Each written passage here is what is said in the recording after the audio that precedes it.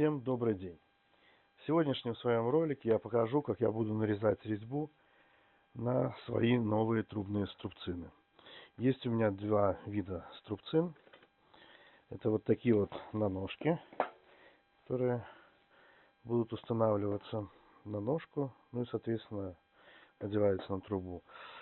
Судя по упаковке, это полный no-name,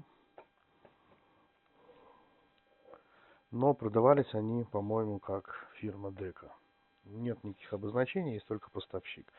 Вторые другой фирмы, но они немножко по-другому устроены. У них нет ножек, и вместо привычного всем и мне механизма с зажимом такой специальной пружиной, вот такая вот пружина, которая зажимает трубу, здесь немножко другой механизм. Вот с помощью такого язычка, там есть насечки на нем, они фиксируют трубу. Ну, посмотрим. Дело в том, что купила я их за очень смешные деньги на распродаже, они у меня давно лежали, все не доходили руки. Поэтому жалеть не придется. И буду я использовать трубу 3/4 дюйма, толстостенную, чтобы нарезать резьбу. Она не большой длины, всего 60 сантиметров. Делаю я это специально. У меня есть 15 струбцин на трубе по 1 метру, но зачастую щиты намного меньшего размера, и не всегда удобно использовать метровые трубы. Дальше, сейчас поверну камеру, что я буду использовать. Дальше я буду использовать вот такие быстро зажимные трубные струбцины. Механизм достаточно прост. Ставится труба и зажимается. Таких струбцин у меня 2. То есть я буду зажимать для устойчивости трубу с 2 сторон. Ну и использовать я буду для нарезания резьбы вот такой вот клуб. Называется. Это для резьбы 3/4. Он уже походивший. И также я попробую и покажу, наверное, вам. Это плашка. Тоже на 3/4, соответственно. Для чего я это буду делать? Это я расскажу чуть позже. Ну и, конечно, я буду использовать масло обычное, машинное, и пушечное сало, тоже как смазка. Итак, начинаю свою работу. Уберу лишнее.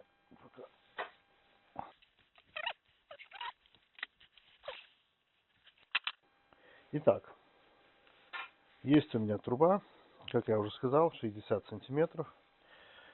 При помощи вот таких вот трубных струбцин я зажимаю ее. По большому счету не требуется прикладывать каких-либо усилий. Здесь все защелкивается и зажимается. Дальше беру немножко, в данном случае густой смазки, да, пушечное сало, самое обычное, и смазываю. Да, забыл сказать, что перед началом работы я сделал небольшой конус на трубах. Ну, на наждаке это можно сделать, или я сделал на заточном станке. Просто чтобы было легче нарезать резьбу. Дальше при помощи клупа, здесь есть вот такая вот головка для нарезания резьбы, 3/4. Я одеваю клуб на трубу. Проверяю, чтобы у меня крутилось в одну сторону. Здесь специально такой храповый механизм. И слегка от руки, ну, как бы накручиваю на трубу сам клуб. Ну, до того момента, как сопротивление появится. И дальше аккуратными движениями, сначала очень маленькими, я накручиваю сам клуб на трубу. Это достаточно просто. И все, дальше идет непосредственно нарезка резьбы.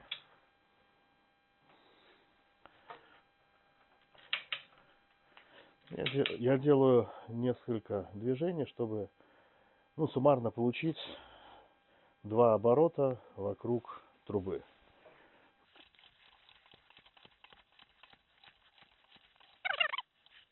В плашке вот можно видеть специальные ножи, которые нарезают резьбу, и идет стружка. Чтобы помочь процессу, я периодически капаю буквально там по капле масла, чтобы легче шел процесс. Ну и таким образом делаю 2, может 1,5 полноценных оборота. Затем я переключаю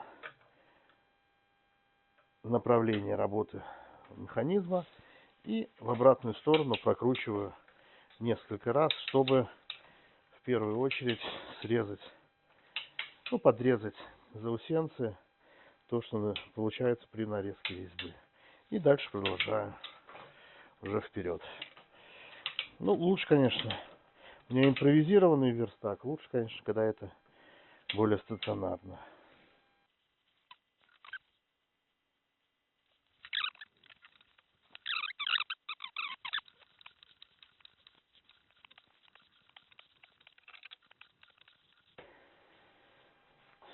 Я дошел до последнего ножа, переключаю обратное положение и для начала подрезаю всю стружку и потом снимаю клуб.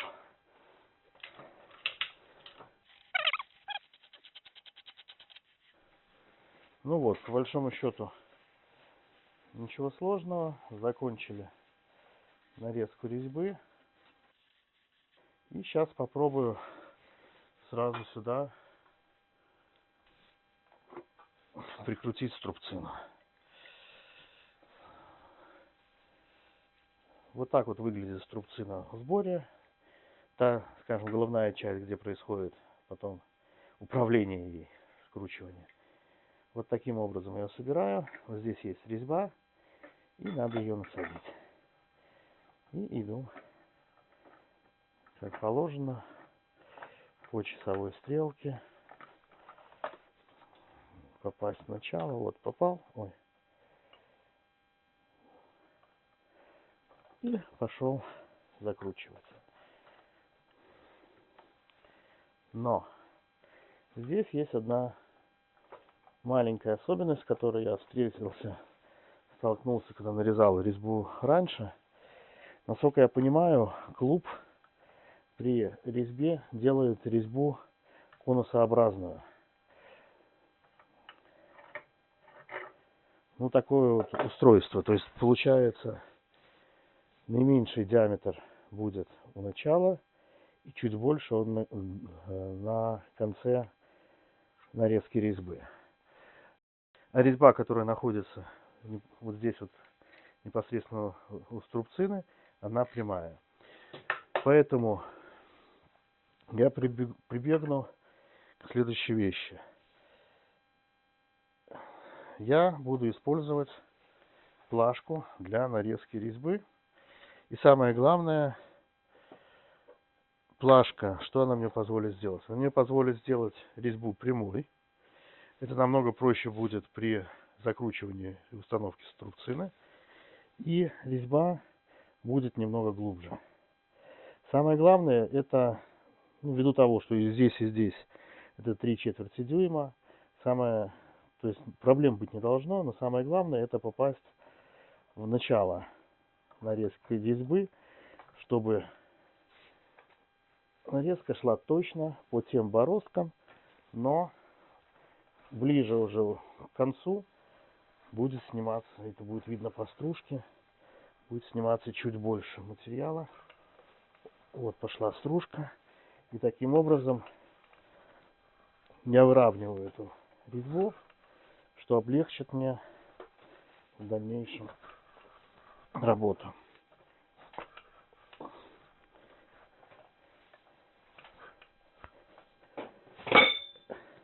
Безусловно, можно нарезать плашкой сразу, но для меня это более сложно, особенно начать нарезку, поэтому для себя я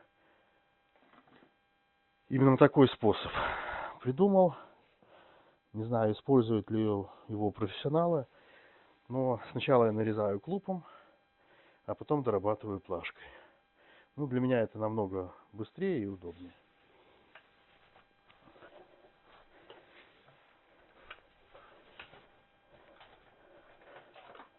Также надо время от времени срезать стружку, то есть в обратную сторону делать оборот.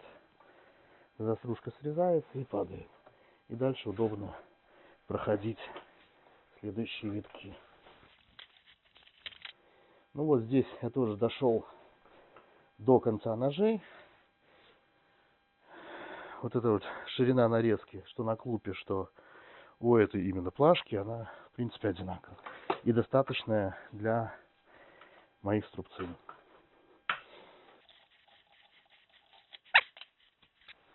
Теперь я уже точно могу сказать, что я закончил нарезку. Сейчас уберу стружку. Особенно обратите внимание на тряпки, которыми убираете какие-то загрязнения, связанные с маслом. Их надо либо в герметичную емкость, либо сразу выбрасывать, потому что может быть самовозгорание.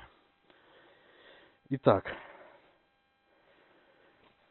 я получил, вот даже она видна, что резьба намного глубже, если сравнивать просто с клупом.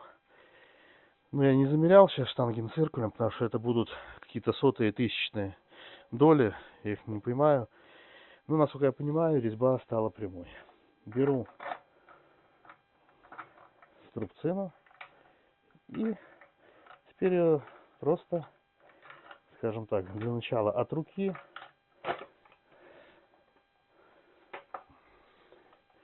я ее завинчиваю. Навинчиваю на трубу. И дальше можно помочь себе, например, ключом.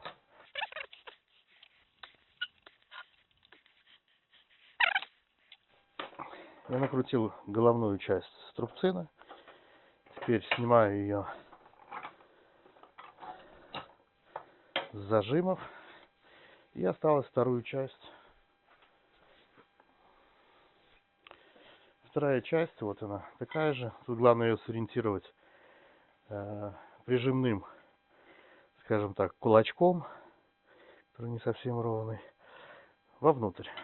Вставляем с помощью механизма пружины зажимной, ослабляем ее, и вот она заходит. И вот таким образом у нас получилась струбцина, которая может стоять на ножках. Здесь развесовка не та. Вот. Вот получилась такая струбцина. Красная на красном, конечно, не очень видно хорошо, но тем не менее. Вот так ее покажу. Вот такая вот. Такой вот теперь есть у меня девайс. У меня их будет 5 штук. И их я буду использовать именно в нижнем положении.